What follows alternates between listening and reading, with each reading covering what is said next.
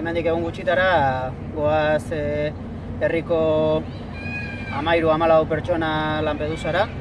Abuztuaren 22an goaz eta abuztuaren 31an bueltatuko gara. Mundu mailan badaude arazo batzuk, arazo horiek immigrazio uholde handi bat sortzen ari dute. Lampedusara goaz, Lampedusa badelako arazo horren erakusgarri edo leku simbolikoa. Printzipioz goaz ara ikustera bertan ze egoera ematen nahi den, egoera oso konplexua da, ez da immigrazioarena bakarrik. Zeintzu goazen, Bueno, 14 lagun horietatikan oso jende anitza dago, sortzaile pila bat daude, bai antzerki arlotikan, margolariak, musikariak, eta baita ere aktivista pixka bat sozialak, ez? Mugimendu desberdinetako jendea. Mikel Azulok hasieratikan beti izan du gai hauek oso barruan sartu.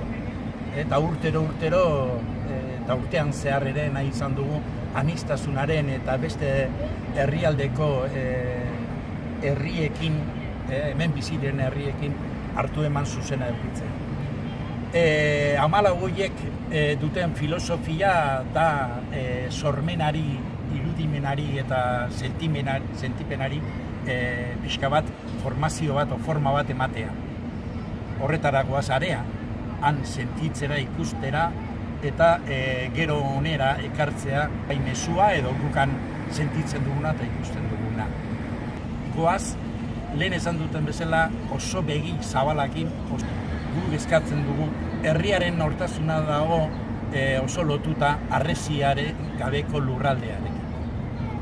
Eta horretarako praktikoki ere asmoa daukagu harresirik gabe.eus webgunean ahalik eta informazio guztia jartzea, han gauden bitartean handik bidaliko dugu bai argazkiak, kronikatxoak, han egiten duguna, ikusten duguna, ikasten duguna, eta gero ere bueltatzen geanean ateatzen ditugun ondorioak, zen hori izango da segurazki proiektu honen puntu garrantzitsuena edo, eta horretara animatzen zaituztegu guztiei jarraipena egitera.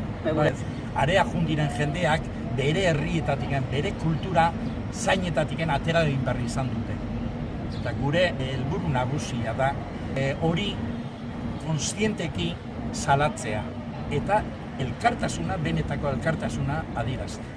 Eta asistentzialismoa alde batera utzi eta erroetan dauden arrazoiak ezagutu eta horiek salatu eta hori aldatzen saiatu.